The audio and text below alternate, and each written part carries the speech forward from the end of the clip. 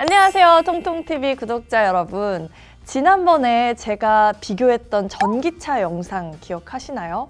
그때 현대차의 코나 일렉트릭이랑 쉐보레 볼트 EV랑 이렇게 비교를 하면서 제가 전기차가 대세다 이렇게 말씀을 드렸었는데요. 전기차의 아성을 뛰어넘을 만큼 아주 경쟁적인 친환경차 차량이 또 있죠. 바로 수소차인데요. 다음 달에 현대자동차에서 친환경차, 수소차죠. 넥소를 출시한다고 해요. 이 넥소는 덴마크의 섬 이름이라고 하는데요. 첨단 기술이라는 뜻도 가지고 있습니다. 어떤 차인지 점점 더 궁금해지는데요. 저랑 한번 살펴볼까요?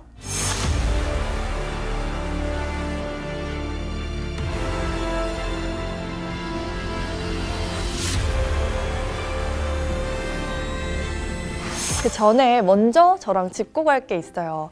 이 대체 수소차라는 게 뭘까요, 여러분? 수소를 통해서 차가 굴러가? 뭔가 이해도 잘 안 되고 좀 어려운 부분이 있는데요. 그래서 제가 이 수소차의 원리를 조금 설명을 드릴게요. 내연 기관차에는 엔진이 있잖아요. 그런데 전기차에는 이 엔진 대신에 배터리와 모터가 있습니다. 그러면 수소차에는 과연 뭐가 더 있느냐? 바로 연료 전지랑 이 수소 저장 탱크인데요. 이게 어떤 식으로 유기적으로 작동을 하는지 한번 볼까요? 일단 여기 수소 저장 탱크에서 수소가 연료 전지 쪽으로 보내집니다. 수소는 백금이라는 촉매를 만나서 이렇게 수소 이온과 전자로 분해되는데요. 여기서 전자들은 음극에서 양극으로 이동을 하죠. 그러면서 전기를 발생시키고요. 남은 수소 이온은 전해질을 사이에 두고 양극으로 이동을 해요. 양극에 공급된 산소는 수소 이온과 전자를 만나 물이 되죠. 이 과정에서 직류 전기가 발생을 하는데 이게 인버터를 통해서 교류 전기로 전환이 되고요. 비로소 모터를 구동하게 되는 겁니다. 이런 원리에 의해서 수소차는 수소 전기차라고도 하고요. 또 수소 연료 전지 자동차 이렇게 부르기도 합니다. 여러분도 아시다시피 수소는 무한자원이라는 게 진짜 큰 장점이죠. 어디서든 쉽게 얻을 수 있는 데다가 이걸 연소시킬 때 환경 오염이 발생하질 않아서요. 수소차야말로 진짜 친환경차다 이렇게 이야기할 수 있을 것 같습니다. 현대차의 경우는 20년 전부터 이 수소차의 미래를 예견을 했나 봐요. 그때부터 투자도 하고 또 연구도 해가지고 드디어 이번에 고효율의 수소 연료 전지 시스템을 개발을 했습니다. 그리고 올해 CES에서 이렇게 수소차 넥소를 공개했죠.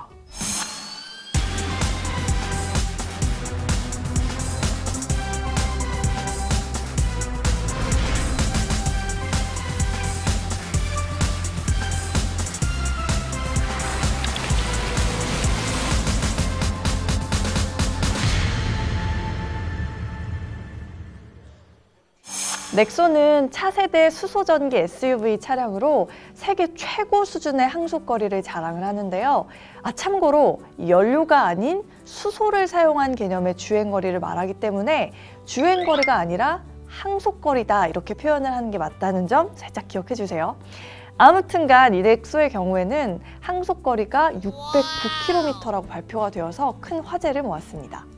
수소 충전 시간도 무려 5분 이내로 줄였는데요. 이건 현대의 이전 수소차 모델인 투싼 IX보다 40% 이상이나 향상된 결과예요. 복합 연비는 17인치 타이어 기준으로 96.2km/kg이고요. 수소는 한 번에 6.33kg 충전이 가능하네요.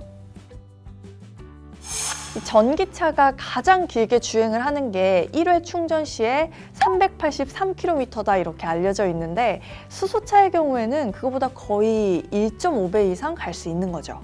디자인도 한번 살펴볼까요? 차 문 속에 매립되어 있다가 운전자가 나오면 딱 튀어나오는 오토 플러시 도어 핸들이 있고요. 내부 내비게이션은 12.3인치의 와이드형 스크린입니다.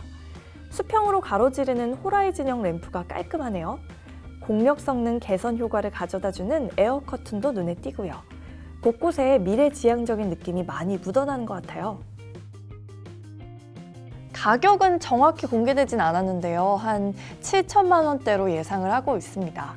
여기에 국가 보조금이나 지자체 보조금도 반영을 하면 한 3천만 원대에 구입할 수 있지 않을까 그렇게 기대를 합니다.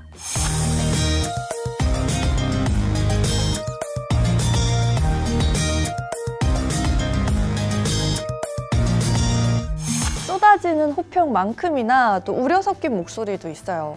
왜냐면 이번에 그 보조금에 대한 정부 규모가 고작 130대밖에 안 된다고 합니다.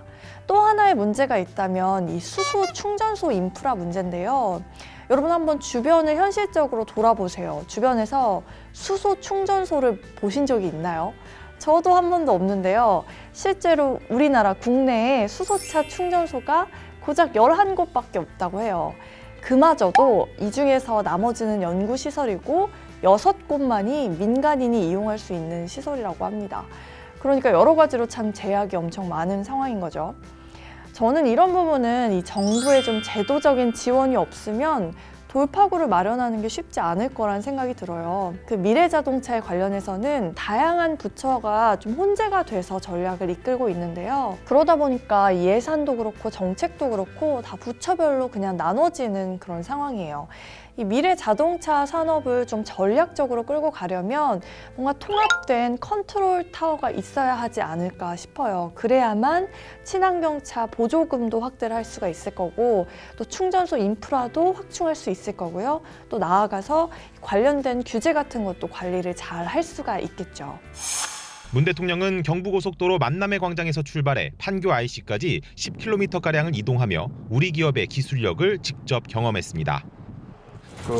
제한속도 110km, 그 속도에 맞춰서 아주 빠르게 운행을 하면서 앞차하고 거리를 맞추고 차순도 변경하고 그렇게 하는 것이 정말 놀라웠습니다. 얼마 전에 문재인 대통령님께서도 직접 이 넥소를 타시고는 이렇게나 호평을 해주셨잖아요. 거기다가 앞으로 미래차의 발전과 개발에 또 힘써주시겠다는 약속도 했으니까 지금으로서는 약간 계란으로 바위 치는 듯한 느낌을 지울 수는 없지만 앞으로 이 넥소를 계기로 해서 수소차와 미래차가 많이 발전되기를 진심으로 기대하겠습니다. 오늘도 영상 봐주셔서 감사하고요. 저는 또 새로운 영상으로 찾아올게요. 감기 조심하세요. 안녕!